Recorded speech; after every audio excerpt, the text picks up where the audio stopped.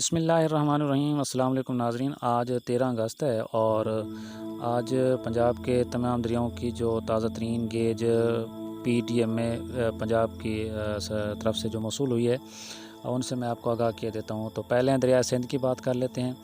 اس وقت سکردو کے مقام پر پانی کا جو لیول ہے وہ ہے 1,69,613 کیوسک، اور تربیلا سے جو پانی اخراج کیا جا رہا ہے وہ ہے 2,17,400 کیوسک، اور کابل میں پانی کی جو اس وقت سطح ہے وہ ہے 47,400 کیوسک۔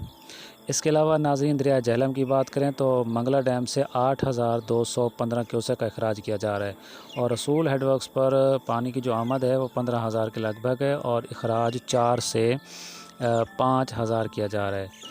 اس کے علاوہ ناظرین، دریائے ستلج اس وقت بالکل نارمل حالت میں ہے۔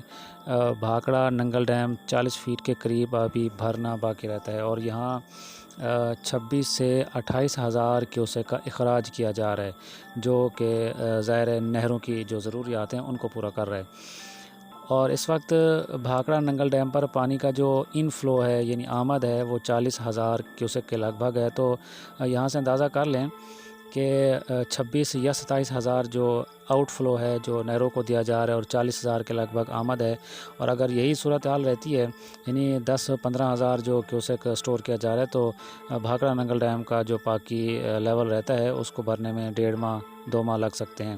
تو فی الحال ناظرین، اس صورتحال کو دیکھتے ہوئے ستلج کی جو صورتحال ہے وہ بالکل تسلی بخش ہے، اطمینان بخش ہے، کہیں سے کوئی خطرہ نہیں ہے۔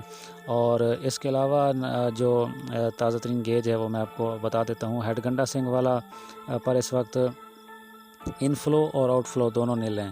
سلیمان کے پر اخراج 2,274 کیوسک ہے، اور اسلام پر اس وقت پانی کا جو آؤٹ فلو ہے وہ ہے 2,849 کیوسک۔